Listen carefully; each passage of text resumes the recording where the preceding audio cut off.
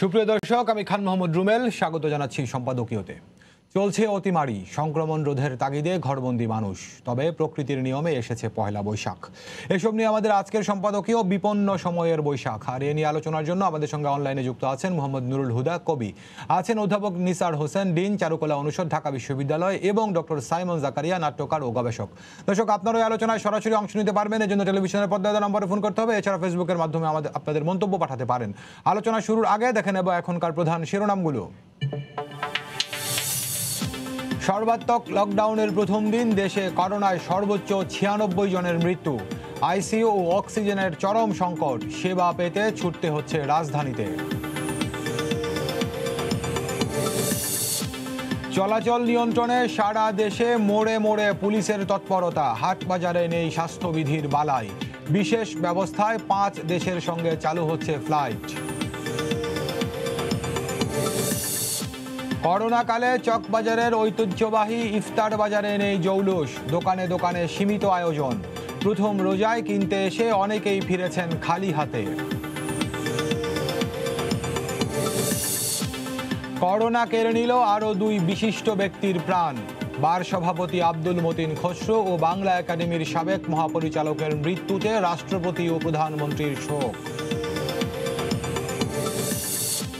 এবং ঘরবন্দি জীবনে এলো বাঙালির পহেলা বৈশাখ। ভার্চুয়াল আর প্রতীকী আয়োজনে বর্ষবরণ, সুন্দর আগামীর প্রত্যাশা।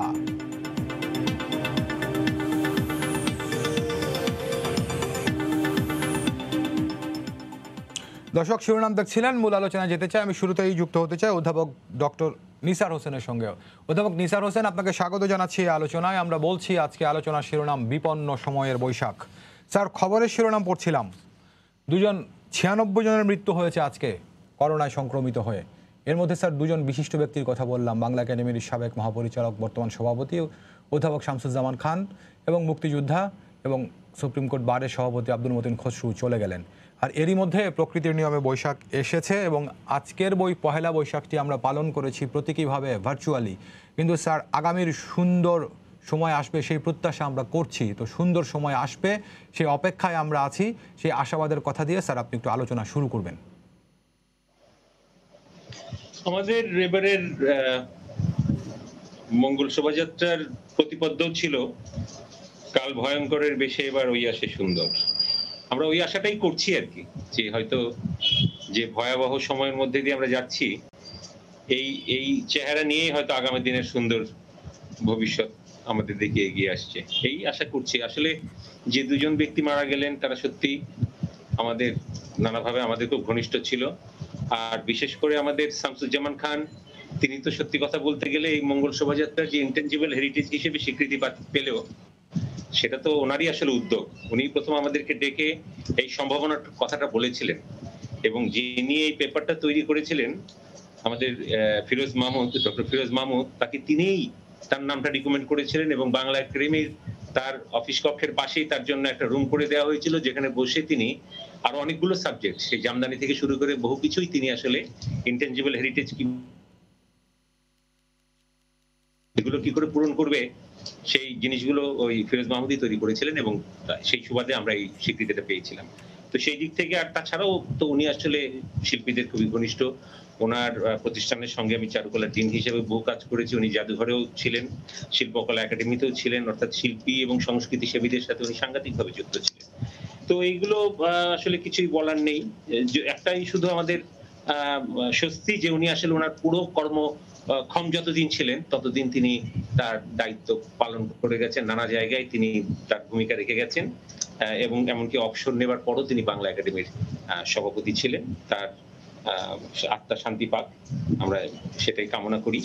আর আমরা আগামী দিনে শুধু নয়, আমরা আসলে আরো প্রতিকূল সময় আগেও পার করেছি, শুধু যে এখন পার করছি তা না। আমাদের এই ধরনের যখন করোনা ছিল না, এরকম সময়েও আমরা একবার বাধার সম্মুখীন হয়েছিলাম এই ধরনের মঙ্গল শোভাযাত্রা আয়োজন করতে গিয়ে। তখন বিএনপি জামাত জোট সরকার একবার আমাদের তখন ক্ষমতায় ছিল, এবং সেই সময় আমাদের চারুকলার প্রশাসনেও তাদের মতাবলম্বী লোকজনরা বিশ্ববিদ্যালয়ের সরাসরি হস্তক্ষেপে আমাদের এই মঙ্গল শোভাযাত্রার যে আদর্শ যেভাবে আমরা করি সেইভাবে আমাদেরকে করতে দেয়নি, যার প্রতিবাদে আমরা সম্মিলিত সাংস্কৃতিক জোটকে নিয়ে এবং সাংবাদিক ফয়েজ আহমেদের সহযোগিতায় তার একটা ধানমন্ডিতে আর্ট গ্যালারি ছিল, সেইখানে আমরা সবকিছু তৈরি করে শহীদ মিনার এলাকা দিয়ে আমরা তখন প্রদক্ষিণ করেছিলাম। তো সুতরাং বিভিন্ন পরিস্থিতিতে, প্রতিকূল পরিস্থিতিতে আমরা করে যাচ্ছি। এছাড়াও কিন্তু শুধু করোনা নয়, আমাদের মৌলবাদী শক্তিও কিন্তু একটা বিরাট প্রতিবন্ধকতা আমাদের জন্য। তাদেরকেও মোকাবেলা করতে হয় প্রতিনিয়ত। বহু রকম কথাবার্তা এর বিপক্ষে তারা বলে যায়। আর এখন তো কাল ভয়ঙ্কর বলতে আমরা শুধুমাত্র করোনাকে বলছি না, আমরা এই মৌলবাদী অপশক্তিকেও সেটা বলছি। তো সুতরাং দুটোরই একসাথে আস্ফালন শুরু হয়েছে, সেটা আপনারা খেয়াল করবেন। মানে পৃথিবীর যাবতীয় অপশক্তির আস্ফালন একসাথে শুরু হয়েছে, এবং সেটা শুধু আমাদের এখানে না, আপনি পার্শ্ববর্তী দেশগুলোতেও দেখবেন নির্বাচনকে কেন্দ্র করে কি হচ্ছে।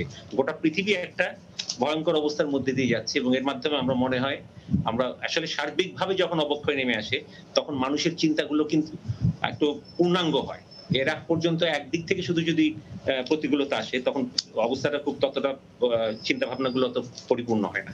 এখন আমার মনে হয় আমরা প্রকৃতি নিয়ে ভাবছি, জীবন নিয়ে ভাবছি, আমাদের নানা রকম অপশক্তির, শুধু প্রাকৃতিক অপশক্তি নয়, তার বাইরেও যে সমস্ত আছে সবকিছু নিয়ে ভাবছি। তো এই সব দিক মিলিয়ে আমার মনে হয়, আমার ধারণা যে আপনি খেয়াল করবেন যে প্রথম বিশ্বযুদ্ধ, দ্বিতীয় বিশ্বযুদ্ধ বা আরো নানা রকম এরকম মহামারী এসছে, প্রত্যেকবারই কিন্তু মানুষের নতুন রিয়ালাইজেশন হয়েছে, এবং ইদানিং কালেও দেখবেন প্রকৃতি নিয়ে, নানা কিছু নিয়ে আমাদের নতুন নতুন চিন্তা ভাবনাও হচ্ছে। তো সুতরাং আমার মনে হয় যে আমরা হয়তো একটা ভালো সময়ের মধ্যেই যাচ্ছি, কিন্তু খারাপ সময়টা তার চূড়ান্ত সময়ের দিকে পৌঁছচ্ছে, এই আর কি আমার বক্তব্য। জি, ধন্যবাদ স্যার, আপনি আমাদের সঙ্গে যুক্ত থাকুন। মোহাম্মদ নুরুল হুদা আমাদের সঙ্গে যুক্ত আছেন, কবি। হুদা ভাই, আপনাকে স্বাগত জানাচ্ছি আলোচনাতে। স্যার যে কথাটি বলছিলেন যে এরকম যখন বিপন্ন সময় আসে, অতিমারি আসে, মানুষের মধ্যে নতুন উপলব্ধির উদ্ভব হয়, সেই নতুন উপলব্ধি মানেই হচ্ছে নতুন সম্ভাবনা। তো এখনকার যে মহামারীটি আমরা মোকাবেলা করছি, বাংলাদেশ সহ পুরো পৃথিবী মোকাবেলা করছে, এর থেকে আমরা আগামীর সুন্দরের দিকে যাব, সুন্দর জীবন এবং সুন্দর প্রত্যাশার কথা আমরা বলছি। তো সেই জায়গাতে আপনি কি বলবেন হুদা ভাই? ধন্যবাদ। আমি বলবো জয় মানব সময়, অর্থাৎ মানুষের যে সময়টা অতিবাহিত হচ্ছে, আমরা পার হচ্ছি, এই সময়কে আমাদের জয় করতে হবে, এবং মানুষ জয় করে এসেছে। প্রফেসর নিসার হোসেন যে কথাগুলো বললেন, তার ভিতরেই আমাদের এই যে যাত্রা, আমাদের যে সংকট, এই কাল ভয়ঙ্কর, সে ভয়ঙ্করকে মোকাবেলা করার কথা রয়ে গেছে।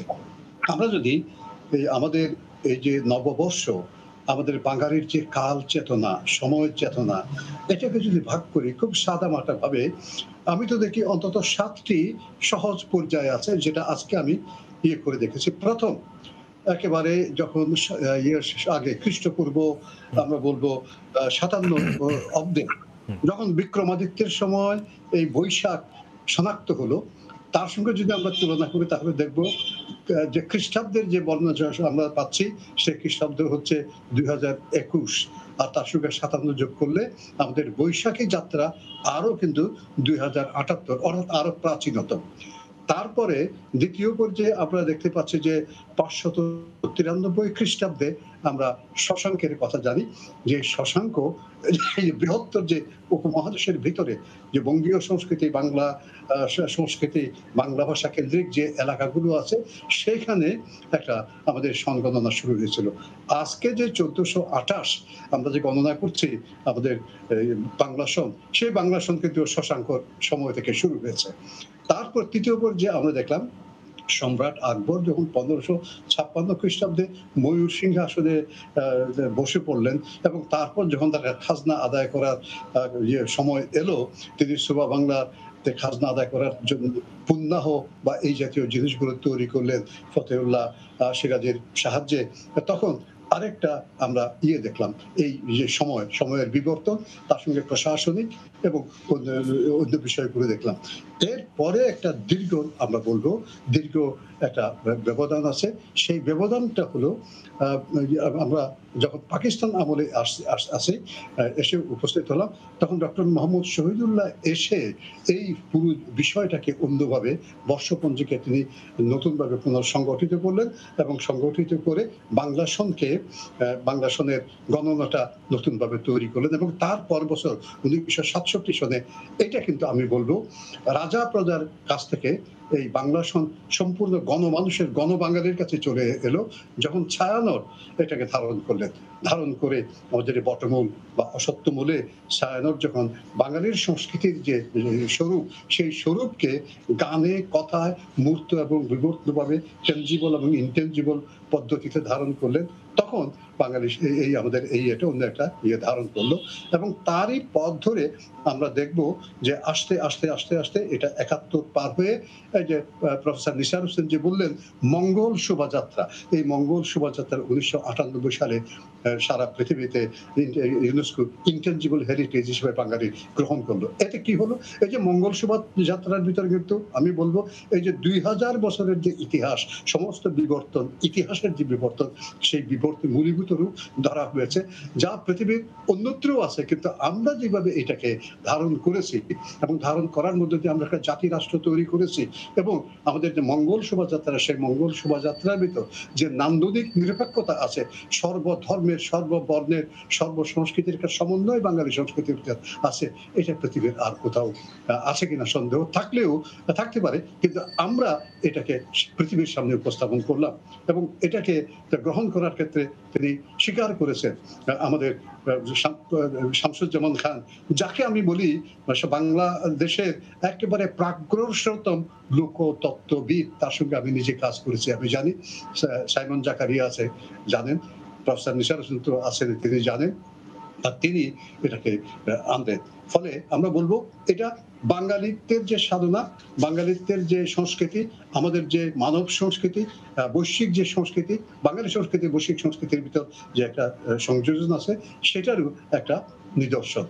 এটাকে বাধা দিচ্ছে কারা? বাধা দিচ্ছে যারা কাল ভয়ঙ্কর, কাজী নজরুল ইসলামের ভাষায় কাল ভয়ঙ্কর। কাজী নজরুল ইসলাম নিজেই তখন বলেছেন, আগে তিনি বলেছেন যে প্রথম ভয়ঙ্কর হচ্ছে সাম্প্রদায়িকতা, যেটা বাংলাদেশে এখনো পর্যন্ত বিরাজমান, সারা উপমহাদেশে বিরাজমান, সারা পৃথিবীব্যাপী বিরাজমান বলা যেতে পারে। ধর্ম একটা অধর্ম হিসাবে সারা পৃথিবীতে বিস্তৃত হচ্ছে, তাকে মোকাবেলা করতে হবে। আর এই যে যেগুলো আমরা যে অতিমারিগুলো দেখছি, সারা এই পৃথিবীতে অতিমারি তো বহু যুগ আগে থেকে শুরু হয়েছে, নুহের আমল থেকে শুরু হয়েছে, বারে বারে অতিমারি হয়েছে। এই অতিমারিগুলোকে আমাদের জয় করতে হবে। কিভাবে জয় করতে হবে? আগে আমরা সম্মুখ সমরে জয় করতাম, এখন সম্মুখ সমরে নয়, এখন নিজেদের ভিতরে ঢুকে, নিজেদের ভিতরে যে আমাদের যে ভেতরের যে শক্তিগুলো আছে, সেই শক্তিগুলোকে জাগ্রত করতে হবে।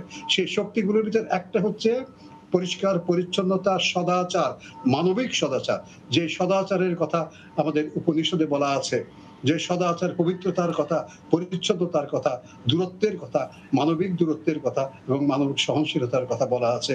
বাঙালি সংস্কৃতির মূল উপাদান কিন্তু এটা, সহনশীলতা এবং মানুষে যে সদাচার, সেই সদাচার। আমার মনে হয় এটাকে যদি আমরা নতুনভাবে করতে পারি, বুঝতে পারি, বুঝে আমাদের বাঙালি সংস্কৃতির মূল যে ঐশ্বর্য, সেই সংবেদনশীলতা, সহনশীলতা, মানুষে অভিন্নতা, এটাকে যদি আমরা করতে পারি, তাহলে এখান থেকে আমরা অবশ্যই মুক্তি পাবো। জি, ধন্যবাদ হুদা ভাই।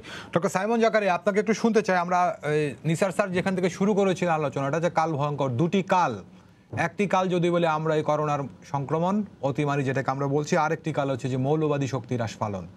তো মানুষের যে ভেতরের শক্তি, সেই শক্তি দিয়ে হয়তো আমরা এই যে অতিমারি, করোনাকে মোকাবেলা করব, করোনাকে জয় করব। অতীতেও এরকম অতিমারি মানুষ জয় করেছে। কিন্তু আরেকটি যে কালের কথা আমরা বলছি, মৌলবাদ, সাম্প্রদায়িক চিন্তা ভাবনার ছড়িয়ে দেওয়ার অপচেষ্টা, এগুলোকে মোকাবেলা করার জন্য আমরা কি করতে পারি?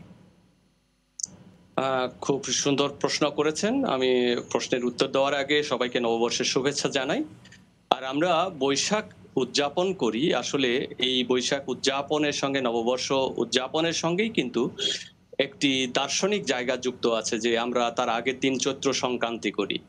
চৈত্র সংক্রান্তি এই জন্য করা হয় যে পূর্ববর্তী বছরের যত ধরনের খারাপ দিক ছিল, যত ধরনের অর্জন এবং যত ধরনের অপ্রাপ্তি ছিল, সেগুলোকে একটু সমালোচনার মাধ্যম দিয়ে নতুন বছরে প্রবেশ করার একটা রাস্তা তৈরি হয় চৈত্র সংক্রান্তিতে। আর পহেলা বৈশাখে আমরা মূলত শুদ্ধ হয়ে একটি নতুন বছরের শুরু করি।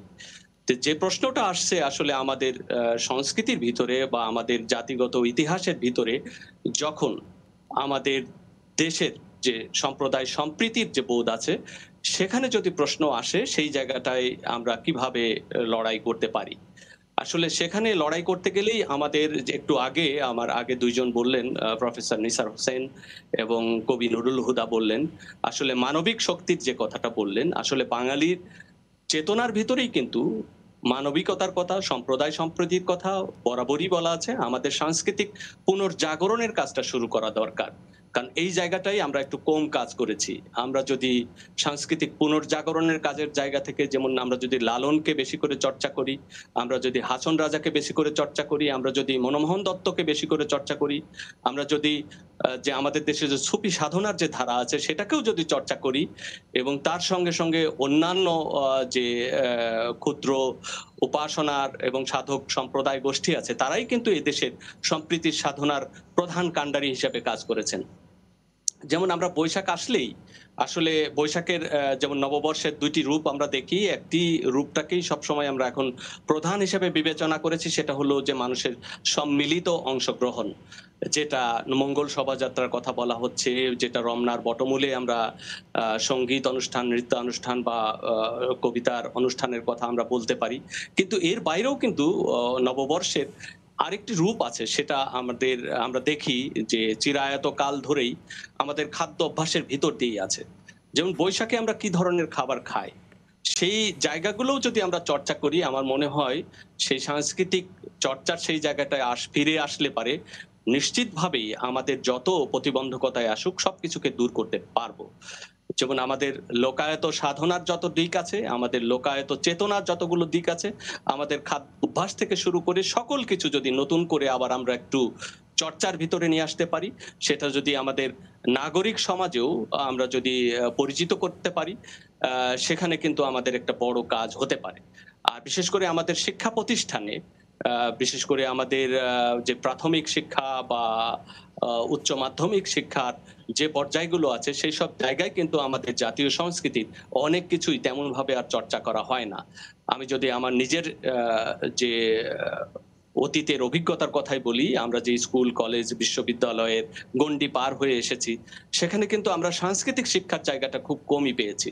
কিন্তু সাংস্কৃতিক শিক্ষার জায়গাটা যদি আরেকটু বেশি করে চর্চা করা হয়, যেমন এস এম সুলতানের কথা যদি বলতে হয়, এই মঙ্গল শোভাযাত্রার সূচনায় চারুকলা অনুষদ ঢাকা বিশ্ববিদ্যালয়ের আগেও কিন্তু চারুপীঠ নামে একটি সংগঠন যশোর থেকে শুরু করেছিল। তারা সবাই এস এম সুলতানের শিষ্য ছিলেন। তো সুলতান একটি কাজের ব্যাপারে সবাইকে দৃষ্টি আকর্ষণ করেছিলেন যে শিশুদেরকে চিত্রকলার শিক্ষা দিতে হবে, শিশুদেরকে মননশীলতার শিক্ষা দিতে হবে। সেই শিক্ষার জায়গাটা কিন্তু আমরা প্রতিযোগিতামূলক শিক্ষায় আমরা হারিয়ে ফেলেছি। আমাদের মননশীলতার চর্চাটা একদমই নেই বললেই চলে। আমরা কিন্তু নিজের মননশীলতার চর্চা নাই বলেই কিন্তু মৌলবাদীরা খুব সহজভাবে একজন মানুষকে অন্যদিকে দৃষ্টি নিবদ্ধ করতে পারে। কিন্তু একজন মানুষ যদি সকল ধর্ম সম্পর্কে জ্ঞান রাখেন, মানবিকতার বিষয় সম্পর্কে জ্ঞান রাখেন, তাহলে তাকে কিন্তু হঠাৎ করে পরিবর্তন করা যায় না। তাকে কিন্তু লোভ দেখিয়ে, মোহ দেখিয়ে তার জায়গা থেকে সরিয়ে দেওয়া যাবে না। আমার মনে হয় সেই জায়গাটা নিয়ে আমাদের নতুন করে চিন্তা করা দরকার, নতুন করে কাজ করা দরকার। এবং যেহেতু মঙ্গল শোভাযাত্রা, পহেলা বৈশাখের মঙ্গল শোভাযাত্রা আন্তর্জাতিক স্বীকৃতি পেয়েছে, আমাদের জামদানি আন্তর্জাতিক স্বীকৃতি পেয়েছে, আমাদের বাউল গান আন্তর্জাতিক স্বীকৃতি পেয়েছে, আন্তর্জাতিক স্বীকৃতি পাওয়ার আরো অনেক দিক কিন্তু আমাদের দেশে রয়ে গেছে, যেগুলো নিয়ে আমরা কাজ করিনি, তেমন ভাবে আমরা তুলে ধরতে পারিনি। কিন্তু আমরা জানি যে আমাদের দেশের অনেক কিছুই আছে কিন্তু যেগুলো আন্তর্জাতিকভাবে স্বীকৃতি হওয়ার যোগ্য। যেমন আমাদের এখানে বাউল গান আন্তর্জাতিক স্বীকৃতি পেয়েছে, কিন্তু বাউল সাধনার যে ধারা, যেটার ভিতর দিয়ে আমরা আসলে যে অসাম্প্রদায়িকতার কথা বা সম্প্রদায় সম্প্রীতির কথা যেটা বলতে পারি, সেটা কিন্তু বাউল সাধনায় আছে, বাউল গান যেখান থেকে উৎপত্তি হয়েছে। এখন বাউল সাধনার জায়গাটা যদি আমরা একটু বেশি করে চর্চা করতে পারি, বা আমাদের দেশের সুফি সাধনা, আমি আবার বলছি,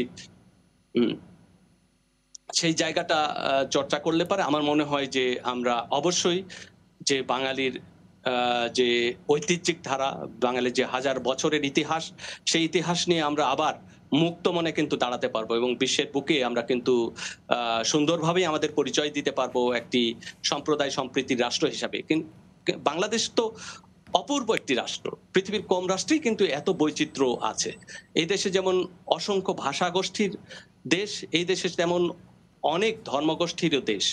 এই দেশের এই বৈচিত্র্যটাকে আমরা স্বীকার করে নিয়ে সেখানেই তো আমাদের সাংস্কৃতিক সম্প্রীতির চর্চাটার কাজ শুরু করা দরকার। কারণ প্রত্যেকটা ধর্মের ভিতরেই কিন্তু একটি দিক আছে, লোকায়ত জ্ঞানের যে ধারা, সেখানে কিন্তু আমরা দেখি প্রত্যেকটা ধর্মের লোকায়ত যে জ্ঞানের ধারা, সেখানে কিন্তু সম্প্রদায় সম্প্রীতির কথাটাই মুখ্য হয়ে এসেছে। সেখানে কিন্তু মানবাধিকতার কথাই বলা হয়েছে। আপনি কোন পথ দিয়ে যাবেন সেটা বড় কথা নয়, আপনি মানুষকে মানুষ হিসাবে দেখেন কিনা সেটাই বড় কথা। এই জায়গাটা নিয়ে আমাদের ভাবা দরকার, এবং ভাবলে আমার মনে হয় যে আমরা আমাদের দেশের যে সংকট এবং করোনা মহামারীর সময়ে কিন্তু আমাদের সেই আত্ম উপলব্ধির জায়গায় নতুন করে নিয়ে আসলেন। এখন যেমন আমাদের মৃত্যু খুবই আমাদের নিকটবর্তী, আর মৃত্যুর মুখোমুখি হয়ে কিন্তু আমরা কিন্তু উপলব্ধিতে আসতে পারি আসলে আমার কাজটা কি। আমাদের দেশের সাংস্কৃতিক ঐতিহ্যের যে শিক্ষাগুলো ছিল সেখান থেকে কিন্তু আমরা দেখেছি, অতীত ইতিহাসেও দেখেছি এরকম সংকট এসেছে, সেখানে কিন্তু মানুষ তার মানবিকতা নিয়ে, মানুষ তার চিরায়ত লোকশিক্ষা, চিকিৎসা শাস্ত্রের যে লোকায়ত ধারা, সেই ধারার ভিতর দিয়ে নিজেরা কিন্তু একসময় মাথা তুলে দাঁড়িয়েছে এবং নিজেরা বিজয়ী হয়েছে। সেই বিজয় থেকেই কিন্তু আমরা আমাদের সাংস্কৃতিক যে ঐতিহ্য সেটাকে আমরা আজও গর্বের সঙ্গে বলতে পারি, বা আজকে আমরা বলছি। এটা না থাকলে তো আজকে আমরা এই আলোচনা করতে পারতাম না, যদি আমাদের সাংস্কৃতিক ঐতিহ্য আমাদের সামনে না থাকতো।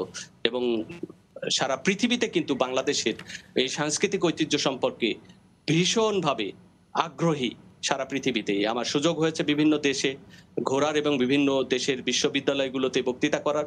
সেসব জায়গায় যেয়ে দেখেছি যে তারা কিভাবে মন্ত্রমুগ্ধের মতো আমাদের দেশের এই সাংস্কৃতিক সম্প্রীতির জায়গাটা সম্পর্কে আগ্রহী হয়, আমাদের দেশের লোকায়ত জ্ঞান সম্পর্কে আগ্রহী হয়।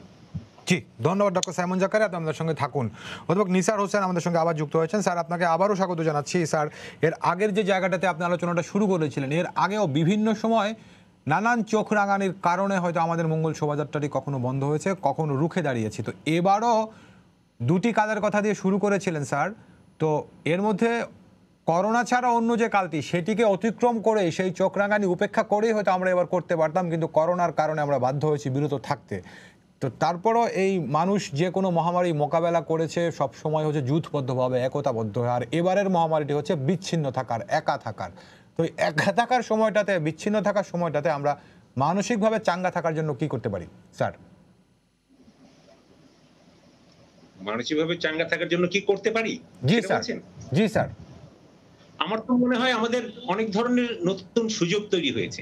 আসলে এটাই হয়, সবসময় কিন্তু একটা নতুন মাত্রা দিয়ে যায়। যে কোনো একটা ক্রান্তিকালে আমরা আবার সেই ক্রান্তিকালটাকে কি করে মোকাবেলা করব, তার জন্য যে নতুন চিন্তা ভাবনাগুলো আসে, এই চিন্তা ভাবনাগুলো আমাদের যে অভিজ্ঞতা, জ্ঞান, চিন্তা ভাবনা, তার সাথে এটা যুক্ত হয়। পরে যখন এটা কেটে যায় তখন ওই অভিজ্ঞতাগুলো আমাদের কাজে লাগে। যেমন একটা উদাহরণ দেই, ঢাকা বিশ্ববিদ্যালয় কখনোই চিন্তা করেনি যে তারা অনলাইনে ক্লাস নেবে। কারণ হচ্ছে অনলাইনে ক্লাস নিতে গেলে যে প্রযুক্তিগত ব্যবস্থা লাগে, সেটা কখনো ঢাকা বিশ্ববিদ্যালয়ের এতগুলো ছেলের জন্য করা সম্ভব নয়। কিন্তু আমাদের দুটো উপলব্ধি হলো, একটা হচ্ছে আমাদের যে সাধারণ মোবাইল ফোন আছে, ফেসবুক আছে, হোয়াটসঅ্যাপ আছে, এগুলোকে ব্যবহার করে করে আমরা ছাত্রদের সাথে একটা যোগাযোগ তৈরি করেছি এবং দেখলাম যে আসলেই যেটা বলা হয় যে আমাদের দেশের আর্থিক অবস্থা ভালো হয়েছে, সেটা বুঝলাম। অধিকাংশ ছেলেরই আমরা খেয়াল করেছি যে তাদের কিন্তু এই স্মার্টফোনটা এসে গেছে এবং তার মাধ্যমে আমরা এই ক্লাসগুলো নিতে শুরু করেছি। এবং শুরুর দিকে নানা রকম সমস্যা ছিল যে এটা কি করে নেব, কিভাবে এটা হবে, আমরা যে সাধারণ ক্লাসগুলো নেই সেই ক্লাসগুলো যেভাবে নেই সেভাবে কি নিতে পারবো কিনা। এখন দেখছি ওই যারা অভিযোগ করতেন তারাই বলছেন যে এখানে অনেক ধরনের সুবিধাও আছে। তো সুতরাং এই জিনিসগুলো কিন্তু আমাদের একটা বাড়তি হলো। অর্থাৎ আমাদের ঢাকা বিশ্ববিদ্যালয় কিন্তু রেসিডেন্সিয়াল বিশ্ববিদ্যালয়, এখানে 24 ঘন্টাই আমরা শিক্ষক। এই যে 24 ঘন্টা শিক্ষক, আগে কিন্তু আমি ক্লাসে যতটুকু সময় থাকি তারপরে কিন্তু আমার ছাত্রের সাথে কোনো যোগাযোগ ছিল না। এখন অনেক শিক্ষকই কিন্তু ঘরে বসে রাতেও ক্লাস নিচ্ছেন। তো এইগুলো আমরা বলছি যে এগুলো আমাদের কিন্তু এক্সট্রা প্রাপ্তি। আমরা যখন আবার স্বাভাবিক পর্যায়ে ফিরে আসবো তখন এই প্রাপ্তিটা কিন্তু আমাদের কাজে দেবে। এর বাইরে যেটা হয়েছে সেটা হচ্ছে, ধরুন আমাদের এক্সিবিশন গুলো সব বন্ধ, আমাদের নানা ধরনের সাংস্কৃতিক অনুষ্ঠানগুলো বন্ধ। মজার ব্যাপার হচ্ছে এখন ঘরে ঘরে টিভি সেন্টার তৈরি হয়ে গেছে। আমরা ছোট ছোট অনুষ্ঠান করছি, দেখছি কেউ তার বাড়ি থেকে আয়োজন করছে এবং সেগুলো আমরা জুমে লিংক করছি, অনেক মানুষ তাতে যোগ দিচ্ছে। এই প্রোগ্রামগুলো আবার আগে হয়তো মাসে বা বছরে 3 মাসে একটা হতো বা দুটো হতো, এখন দেখছি প্রায় প্রত্যেক সপ্তাহে হচ্ছে। এখন কালচারাল অ্যাক্টিভিটি গুলো কিন্তু অনেক বেড়ে গেছে এবং সুযোগও বেড়ে গেছে।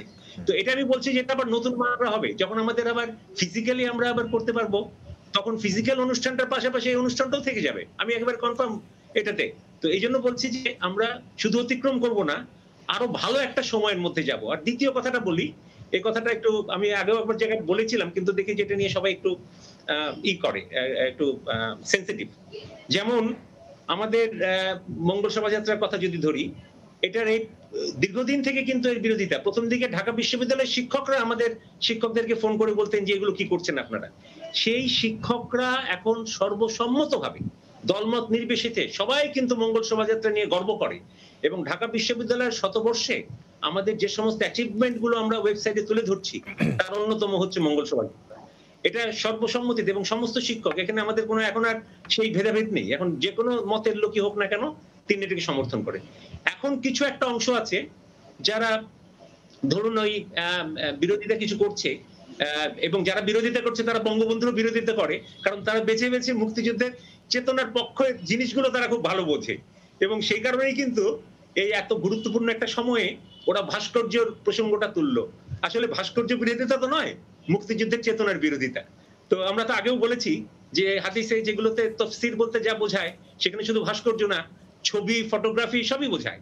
কিন্তু তারা যে ভাস্কর্যের নামে শুধু মুক্তিযুদ্ধ, বঙ্গবন্ধু এগুলোর বিরোধিতা করবে, সেটা আমরা আগেই বুঝতে পেরেছিলাম। যাই হোক, কিন্তু ইন্টারেস্টিং যে জায়গাটা, সেটা হচ্ছে যারা আমাদেরকে অভিযোগ করতো যে ওরা এখানে সব পুতুল বানায়, এগুলো ইসলামী সংস্কৃতির সাথে যায় না। যে লোকের নেতৃত্বে হতো তিনি কিন্তু সম্প্রতি সোনারগাঁয়ে যে আটকেছেন, উনি সোনারগাঁয়ের জাদুঘরে দেখতে গেছিলেন, ওই জাদুঘরে তো পুতুলই আছে। তো আমার মনে হয়েছিল যে সামনের বছর হয়তো উনি বলবেন যে আমি শাহবাগের এলাকায় হয়েছি, অপদস্থ হয়েছি, কারণ ওখানে মঙ্গল শোভাযাত্রা দেখতে গেছিলাম। তো এইরকম একটা, এগুলো কিন্তু পজিটিভ, সমস্তই পজিটিভ। তো আমরা আশা করি যে যত বিরোধিতাই করুক, বিরোধিতা করছে, আমাদের অবস্থা কিন্তু আরো ভালো হচ্ছে, মানুষের উৎসাহ আরো বেশি হচ্ছে। এবং যে জিনিসগুলো নিয়ে তারা বলতো, যেমন ধরুন পেঁচাটা যেহেতু লক্ষ্মী পেঁচা বলি আমরা, লক্ষ্মী শব্দটা লক্ষ্মী দেবীর সঙ্গে যুক্ত, কিন্তু তারা তো জানে না যে কৃষি প্রধান দেশে পেঁচা হচ্ছে শুভ লক্ষণ, এবং আমরা এটা লক্ষ্মী হিসেবে বা দেবী হিসেবে দেখি না, যে কারণে আমাদের দেশে ছেলেকেও বলে লক্ষ্মী ছেলে। এটা একটা বিশেষণ হিসেবে ব্যবহৃত হয়। আমাদের এখানে যে পুরোনো সময়ে লক্ষ্মীর আরাধনা করা হতো, সেটা শুধু ধান দিয়ে হতো, ওর মধ্যে আর কোনো কিছু ছিল না। সুতরাং লক্ষ্মী একটা ব্যাপক বিষয়। তো এই জায়গাটায় তারা আমাদেরকে নানা রকম অভিযোগ করতে লক্ষ্মী পেঁচা বানায়। মজার ব্যাপার হচ্ছে, আমাদের কাছে যারা বাংলাদেশের বিভিন্ন প্রতিষ্ঠান পয়লা বৈশাখ উদযাপনের জন্য যত ধরনের মুখোশ কেনে, তার 90% হচ্ছে পেঁচা। এটা কেন কেনে? কারণ এটা কিন্তু যতই তারা বলুক না কেন, আমাদের সংস্কৃতির সাথে আমাদের রক্তে মিশে আছে। এগুলো বলে কিন্তু একে ঠেকানো যাবে না, কোনো কিছু ঠেকানো যাচ্ছে না। আজকে মঙ্গল শোভাযাত্রা শুরু হয়েছিল শুধু চারুকলায়, আজকে বাংলাদেশের প্রায় প্রত্যেকটা শিক্ষা প্রতিষ্ঠানে হচ্ছে, ঢাকার সবগুলো বিশ্ববিদ্যালয়ে হচ্ছে। তো এই জায়গাগুলো, এবং এই যে দেখুন, এই যে আজকের আলোচনায় আমরা শুরু করেছি কিন্তু ছায়ানটের অনেক পরে। আমরা প্রথম দিকে তো ভেবেছিলাম যে ছায়ানট হয়তো বিরক্তই হবে আমাদের এই আয়োজনে, কিন্তু ছায়ানটের যে উদ্দেশ্য, সেই উদ্দেশ্য এবং আমাদের উদ্দেশ্য একই হওয়াতে ছায়ানট আমাদের সহযোগী প্রতিষ্ঠানে পরিণত হলো, এবং তারা তাদের অনুষ্ঠানটা ছোট করে আমাদের মঙ্গল শোভাযাত্রা যেন 9টায় শুরু করতে পারে, এবং তারা এসে যেন এখানে যোগ দিতে পারে, সেরকম ভাবে জিনিসটা হয়ে গেছে। এটা ওইখানকার লোকগুলো ছায়ানটের অনুষ্ঠান যারা শুনতে যায়, তারা এখানে চলে আসে। এটা একটা অভূতপূর্ব ব্যাপার, এবং এটা ক্রমাগত বাড়ছে, যত বিরোধিতা করছে আমার মনে হয় ততই যেন বাড়ছে। তো এটা আমি হতাশ নই মোটেও। আমার কাছে এই জন্যই মনে হচ্ছে যে যারা অপশক্তি একটা শুভ শক্তির সাথে লড়াই করতে আসে, শুভ শক্তির হয়তো দাঁত নখ শিং নেই, কিন্তু দাঁত নখ শিং লাগে না শুভ শক্তি নিজেই যথেষ্ট। অপশক্তিকে দাঁত নখ শিং আপনাতেই খসে পড়ে, ওটা এত ব্যবহার হতে হতে ওটা ধার চলে যায়, ওটা খসে পড়ে। তো আমরা সেই অপেক্ষায় আছি, একদিন ওটা খসে পড়বে, এবং খুব অচিরেই খসে পড়বে। স্যার, আপনাকে অনেক ধন্যবাদ। এক দর্শক ফোনে আছেন, ফোনটা নিয়ে আবার আসছি। দর্শক, আপনার নাম বলে প্রশ্ন করুন। জি, আমি আবাস থেকে বলছি, চট্টগ্রাম থেকে। যে আমাদের পয়লা বৈশাখ হলো অন্য দেশে ধরেন কালকে,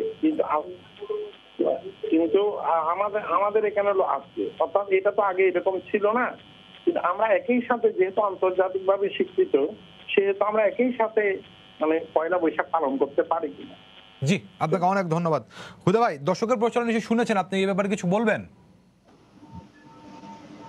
আমরা কিভাবে দর্শকের প্রশ্নটা আমার কাছে খুব স্পষ্ট নয়। আমরা তো একইভাবে অন্যদের মতো করে পালন করছি, কিন্তু ধরা যাক ইংরেজি ভাবে খ্রিস্টীয় যে সন, তাদের পালনের যে পদ্ধতি, আমাদের পালনের পদ্ধতির ভিতরে একটু আলাদা কিছু একটা আছে বটে। তা সত্ত্বেও একটা জিনিস কিন্তু আমাদের আছে, সেটা হচ্ছে পৃথিবীর সমস্ত চেতনার মাধ্যমে তাদের যে সাধনা, সেই সাধনাগুলো সভ্যতার দিকে যাওয়া, যে মঙ্গলের দিকে যাওয়া, অমঙ্গলের দিকে যাওয়া নয়। প্রফেসর নিসার হোসেন একটা খুব ভালো কথা বলেছেন, সেটা হচ্ছে এই ধরনের সাধনা যখন হয়, এই সাধনাগুলোর সঙ্গে যারা করে, প্রতিযোগিতা করতে আসে, যারা বাধা দিতে আসে, একসময় তারা এই বাধার কাছে নিজেরাই নত হয়ে যায়। যেমন ঢাকা বিশ্ববিদ্যালয়ের কোনো শিক্ষক মঙ্গল শোভাযাত্রাকে বাধা দিয়েছিল, এখন বুঝতে পারছে যে মঙ্গল শোভাযাত্রা তাদের জন্য কতখানি প্রয়োজনীয়। আসলে তাই হবে, এখন ওকে তাই হচ্ছে। সেটা হচ্ছে সারা পৃথিবীব্যাপী সমস্ত পৃথিবীকে আমরা এই যে করোনার সময় অন্তত নিজেদের রক্ষার্থেই একটা, আমরা আগে বলতাম ভিলেজ, গ্লোবাল ভিলেজ, এখন গ্লোবাল ভিলেজ নয়, আমরা বলি একটা ঘরে বানিয়ে ফেলেছি। এই মুহূর্তে আমরা বিভিন্ন ঘরে থেকে এক জায়গায় আছি, আমরা নিজেদের মনোমিলন করছি। এই মনোমিলনটা হয়ে যাবে, সারা পৃথিবীতে একটা ঐক্য তৈরি হবে। আরেকটা কথা আমি বলতে চাই, বাংলাদেশে আমরা জানি আমাদের শিক্ষা ব্যবস্থা বিভিন্ন ধরনের। কোনো আমরা দেখি যে ধর্মীয় শিক্ষা ব্যবস্থার বিভিন্ন ধরনের প্রক্রিয়া আছে। এই ধর্মীয় শিক্ষা ব্যবস্থা হতে পারে, কিন্তু ধর্মীয় শিক্ষা ব্যবস্থা যেন সাম্প্রদায়িক শিক্ষা ব্যবস্থায় পর্যবসিত না হয়। ধর্মীয় ভাবে যারা শিক্ষা লাভ করে তারা যেন অপর গোষ্ঠীকে, অপর ধর্মকে কিংবা অন্য যেভাবে শিক্ষা লাভ করে তাদেরকে প্রতিদ্বন্দ্বী হিসাবে তাদেরকে আক্রমণ করতে না আসে, এই বিষয়টি আমাদেরকে লক্ষ্য রাখতে হবে। এবং লক্ষ্য রাখতে গিয়ে যেটা আমাদের প্রধানত দাবি, সেটা হচ্ছে একরৈখিক, এক ধর্ম নিরপেক্ষ, আমরা বলবো একটা শিক্ষা ব্যবস্থা সারা বাংলাদেশে প্রচলন করা উচিত। এটা বোধ হয় আমাদের এই যে সমন্বিত শিক্ষা ব্যবস্থা যে কথাটা আমরা বলছি, ঢাকা বিশ্ববিদ্যালয় কিংবা অন্য আমরা যে বিশ্ববিদ্যালয়, প্রাইভেট বিশ্ববিদ্যালয়ে চাকরি করি, তখন আমরা দেখতে পাচ্ছি গত 1 বছরের ভিতর আমরা ক্লাস করছি, পরীক্ষা দিচ্ছি, রেজাল্ট দিচ্ছি, সবই এই পদ্ধতিতে দিয়ে দিচ্ছি। এবং এইভাবে সমন্বিত একটা শিক্ষা ব্যবস্থা করা উচিত, যেখানে একটা সহজ কথা আমি বলে দিচ্ছি, যেখান থেকে সাম্প্রদায়িক যে বৈশিষ্ট্যগুলো আছে, যে শিক্ষা ব্যবস্থার ভিতরে সাম্প্রদায়িক বৈশিষ্ট্য আছে, অন্য ধর্মের প্রতি, অন্য ধর্মের মানুষের প্রতি এক ধরনের ঘৃণা এবং সহিংসতার প্রকাশ আছে, সেটাকে রুদ্ধ করার ব্যবস্থা আমাদেরকে যে কোনো ভাবেই এটা করতে হবে। তাহলেই আমরা মনে হয় আমরা এই ভয়ঙ্করের হাত থেকে নিষ্কৃতি পাবো। জি, আপনাকে ধন্যবাদ ডক্টর সাইমন জাকারিয়া। আমি যদি এভাবে বলতে চাই, বিষয়টা আপনাকে জানতে চাই যে বিরোধিতা থাকবেই, কখনো কখনো হয়তো আক্রোশও থাকবে, কিন্তু আমরা নিজেদেরকে যত বেশি মেলে ধরতে পারবো, বিরোধিতার কাছে নিজেদেরকে যত বেশি করে খোলামেলা করতে পারবো, তাদেরকে যত বেশি করে সম্পৃক্ত করার আহ্বান করতে পারবো, তত বেশি বিরোধিতার মাত্রাগুলো কমে আসবে কিনা? হ্যাঁ, এটা খুব সুন্দর প্রশ্ন করেছেন। আসলে সমাজের কিন্তু একটা বৈশিষ্ট্য সবসময় আমরা জানি, তা আমরা যারা একটু মানে যদি খোলামেলা ভাবে বলি, আসলে একটি সমাজে অনেক ধরনের ভয়েস থাকে, অনেক ধরনের ডায়লগ থাকবে, এটাই স্বাভাবিক। এবং সেই ডায়লগের ভিতরে যেন সমাজের যে মূল ধারা, সেটা যেন ক্ষতিগ্রস্ত না হয়, সেটা যেন নষ্ট না হয়ে যায়, তার জন্যই তো আসলে আমাদের কাজ। কিন্তু ডায়লগ গুলোকে একদম যে সম্পূর্ণরূপে কোনো ডায়লগকেই বাতিল করে দেওয়া না দিয়ে কথা বলে, বরং তাদেরকে বোঝানো যেতে পারে যে আমাদের সাংস্কৃতিক ঐতিহ্যের শক্তিটা কোথায়, আমাদের নিজস্বতা কোথায়। এক একটি দেশের এক একটি নিজস্বতা থাকে, সেটা অর্জিত হয় একদিনে নয়, সেটা কিন্তু হাজার হাজার বছর ধরেই কিন্তু একটি দেশের মানুষের অভিজ্ঞতার ভিতর দিয়ে, মানুষের অর্জিত জ্ঞানের ভিতর দিয়ে সেটা সৃষ্টি হয়। যেমন আজকে আমরা যে পহেলা বৈশাখ উদযাপন করছি, কবি নুরুল হুদা একটু আগে বলেছেন যে ইতিহাসটা, বৈশাখ উদযাপনের ইতিহাস সম্পর্কে বলেছেন। সেই ইতিহাস কিন্তু একদিনের নয়, সেটাও কিন্তু অনেক দিনের। এবং বৈশাখের উৎসবের ভিতরে যে অনেক ধরনের বিষয় যুক্ত হয়েছে, সেই যুক্ত হওয়ার বিষয়টাও কিন্তু একদিনের নয়, সেটাও কিন্তু বহুদিনের। কোথাও এই বৈশাখে লাঠি খেলা হচ্ছে, হালখাতা হচ্ছে, কোথাও বিভিন্ন ধরনের গান হচ্ছে, বিভিন্ন ধরনের লোকায়ত নৃত্য হচ্ছে। আমাদের নৃগোষ্ঠীরা যেমন গত ৩ দিন ধরে তারা বিভিন্ন ধরনের অনুষ্ঠান করছেন, ফুল রিজু এবং অন্যান্য অনুষ্ঠান করছেন, কিন্তু এই করোনা মহামারীর সময়েও কিন্তু সংক্ষিপ্তভাবে হলেও কিন্তু এটা হচ্ছে। আমি খোঁজ নিয়েছি, আমি সারা বাংলাদেশের বিভিন্ন অঞ্চলে একজন গবেষক হিসাবে, সাংস্কৃতিক বিষয় নিয়ে গবেষক হিসাবে আমার আগ্রহের কারণে আমি খুব খেয়াল করছিলাম যে আজকে এবং গতকাল থেকেই বিভিন্ন অঞ্চলে, বিভিন্ন জেলার যারা গবেষক আছেন বা বিভিন্ন জেলার যারা রিসোর্স পারসন আছেন বা যারা কমিউনিটির লোকজন আছেন, তাদের সঙ্গে কথা বলার চেষ্টা করছিলাম যে তারা এবছরে কোনো আয়োজন করছেন কিনা এই বৈশাখ উপলক্ষে। তা আমি সব জায়গা থেকে ইতিবাচক মন্তব্যই পেয়েছি। আসলে গ্রামীণ পর্যায়ে কিন্তু কোনো না কোনো ভাবেই কিন্তু এই সাংস্কৃতিক ঐতিহ্য চর্চার জায়গাটা রয়ে গেছে। আর একটি জায়গাটা যেখানে দ্বন্দ্বটা তৈরি হয়, যখন প্রতিনিধিত্বশীল কোনো বিষয় সংস্কৃতি দিয়ে সমাজে সৃষ্টি হয়, তখন আরেকটি প্রতিনিধিত্বশীল গোষ্ঠী সেটাকে প্রতিদ্বন্দ্বী ভেবে তার সঙ্গে দ্বন্দ্বে লিপ্ত হয়। সেটাই কিন্তু আমাদের দেশে ঘটেছে যে একটি সুনির্দিষ্ট একটি মতাদর্শের ধর্মীয় গোষ্ঠী বলা যায়, তারা আমাদের যে সাংস্কৃতিক অভিযাত্রার বড় আকারে যখন রূপ নিয়েছে, তখনই কিন্তু তারা প্রতিরোধের মানে একটা ভূমিকা রাখার চেষ্টা করেছে। কিন্তু সাংস্কৃতিক শক্তি তো অন্য জায়গায়। আমাদের দেশের ইতিহাসে আমরা বারবার দেখেছি বহু ধর্ম কিন্তু এখানে প্রতিনিধিত্ব করার চেষ্টা করেছে, কিন্তু সবসময় এদেশের লোকায়ত যে সাধনার ধারা, লোকায়ত যে ঐতিহ্যের ধারা, সেটা কিন্তু সবসময় টিকে আছে। যেমন আমরা যদি বৌদ্ধ যুগের সেই চর্যাপদের সাধনার কথা বলি, চর্যাপদের যে সাধকরা, সহজিয়া বা বজ্রযানী সাধকরা যারা চর্যাপদের গান করতেন, নৃত্য করতেন এবং নাটক করতেন, তারা কিন্তু এই সেন আমলের পরে, এই পাল আমলের পরে সেনরা যখন এসেছে, একটা ব্রাহ্মণ্যবাদী হিন্দু সম্প্রদায় যখন প্রতিনিধিত্ব করা শুরু করেছেন, তারা কিন্তু অনেকটা নিজে থেকে গুটিয়ে নিয়েছেন, কিন্তু গুটিয়ে নিয়ে কিন্তু একদম শেষ হয়ে যায়নি। সাংস্কৃতিক ধারাটাকে তারা ভিন্নভাবে প্রবাহিত করেছেন। আজকেই আমি একটা লেখায় সেটা লিখেছি, চর্যাপদের গানের পুনর্জাগরণের বাউল প্রকৃতির অবদান প্রসঙ্গে। সেখানে আমরা দেখেছি যে চর্যাপদের ভিতরে বাউল যে কথাটা আমরা বলি, সেটার আদি রূপটা আছে সেখানে। নাচন্তি বাজিল গান্তি দেবী বুদ্ধ নাটক বিষমা হই, বা বাজুলে নামে একটি শব্দ আছে। সেই শব্দগুলো ডক্টর আহমদ শরীফ সেটাকে ব্যাখ্যা করে দেখিয়েছেন। আসলে আজকে যে বাউল যে শব্দটা আমরা ব্যবহার করি, সেটার উৎপত্তি মূলত চর্যাপদের এই শব্দ, এই বাজিল যিনি ধর্মগুরু, বজ্রকুল বা বজ্রগুরু, তার থেকেই আসলে বাউল এই মতাদর্শের উদ্ভব হয়েছে।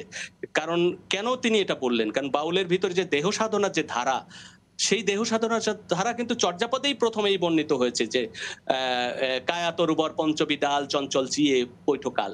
তাহলে আমরা দেখি যে ধর্মগোষ্ঠী সাংস্কৃতিক একটা উত্তরাধিকার বা একটি চর্চাকে বা একটি সাধনার ধারাকে যখন বাধা দিয়েছে, তখন সে কিন্তু ভিন্ন নামে ভিন্নভাবে হাজার হাজার বছর ধরে নিজের অস্তিত্বটা টিকিয়ে রাখছে।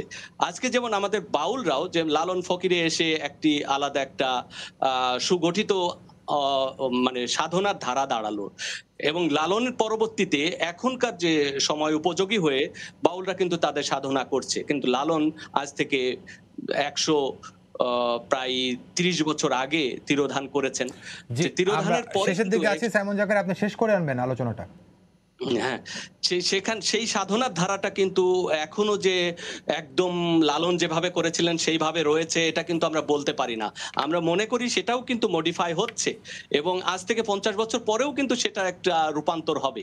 কিন্তু সব সময় যেটা আছে সেটা হলো যে লালনের সময়ও কিন্তু লালন কিন্তু এই মৌলবাদীদের দ্বারা মানে প্রতিহত হয়েছিলেন, কিন্তু তিনি কিন্তু ডায়লগে অংশ নিয়েছেন, তার প্রমাণ আমরা পাই, এবং লালন সেই ডায়লগের ভিতর দিয়েই কিন্তু লালনের এই সাধনার ধারা এখনো বহমান।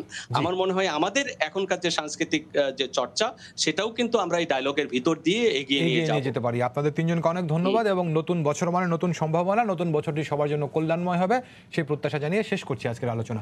দর্শক, আপনাদের সবাইকে ধন্যবাদ জানিয়ে শেষ করছি আজকের সম্পাদকে। আগামীকাল আবারও দেখা হবে রাত 10টায়। দেখার আমন্ত্রণ রইল। শুভরাত্রি।